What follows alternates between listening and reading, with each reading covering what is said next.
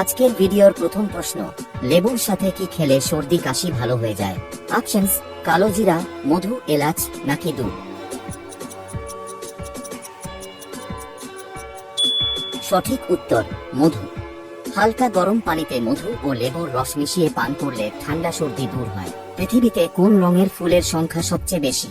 Options: লাল, সাদা, সবুজ নাকি নীল। সঠিক উত্তর লাল। কোন পাতার রস মাথায় দিলে চুল পড়া বন্ধ হয়ে যায়? অপশনস: পেয়ারা পাতা, নিম পাতা, থানকুনি পাতা নাকি বেল পাতা। সঠিক উত্তর থানকুনি পাতা। কি খেলে স্কিন টাইট ও সুন্দর থাকে? অপশনস: মধু ও পানি, টমেটো, ফুলকপি নাকি গাজর।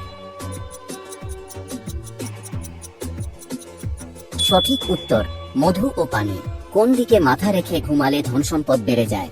অপশনস: পূর্ব, পশ্চিম, উত্তর নাকি দক্ষিণ। সঠিক উত্তর দক্ষিণ। বাস্তুবিদদের মতে দক্ষিণ দিকে মাথা রেখে ঘুমালে ধনসম্পদ ও সুখ বাড়ে।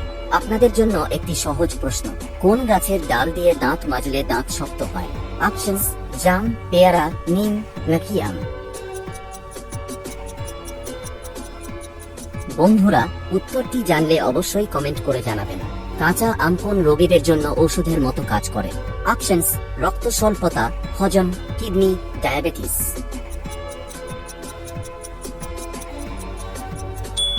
সঠিক উত্তর হজম। আজকের ভিডিও শেষে প্রশ্ন, কোন ফল খেলে শারীরিক দুর্বলতা দূর হয়? অপশনস: কিশমিশ, চেরি, নাশপাতি নাকি খেজুর। সঠিক উত্তর খেজুর। বন্ধুরা, ভিডিওটিকে কোন স্থান থেকে দেখছেন অবশ্যই কমেন্ট করে জানাবেন। ভিডিওটি যদি ভালো লাগে একটি লাইক দিয়ে দয়া করে চ্যানেলটি সাবস্ক্রাইব করতে ভুলবেন না।